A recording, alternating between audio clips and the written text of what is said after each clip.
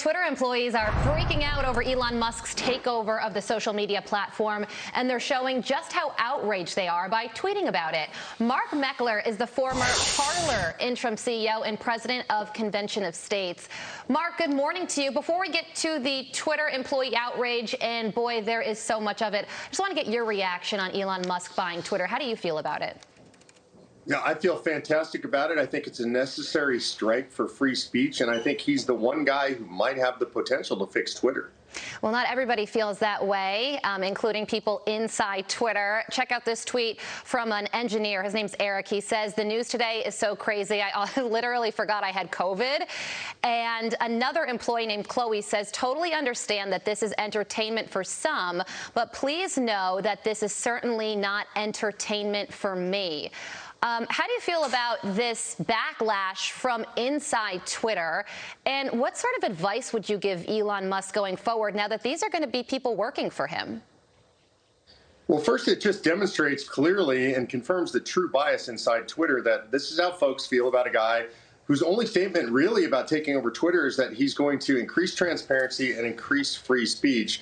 They're freaking out on that. That demonstrates their bias. And I would say to him that he's got the deep state of Twitter inside Twitter. He's going to have to do a very good job of cleaning Twitter of those kinds of people. I think anybody who's tweeted like this, he should relieve them of their duties. He should remove them from the company. He's going to have to start again really deeply inside with removing management and creating the right kind of a management structure that promotes free speech and transparency. Well, you are right about the transparency and the fact that this is also all about just evening the playing field and making sure everybody has the same voice, the same power to promote their message. So if Elon Musk does do this, takes over Twitter, there's not going to be any more censorship of stories Democrats don't like the New York Post Hunter Biden story. Do you think that that could impact future elections?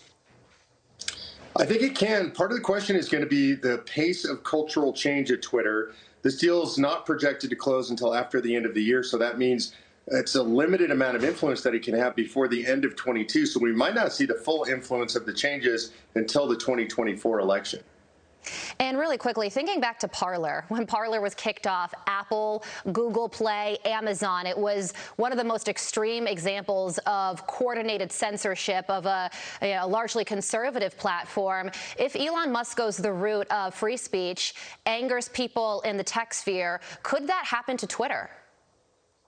Yeah, I don't think it can happen to Twitter because Twitter's far too large, and I think Musk has the capacity, both financial and his tech savvy and connections in the tech industry, to have a completely secure technological stack. And in fact, I think Twitter has most of that in place already. That's good news there. Mark, thank you for joining us. We so appreciate it.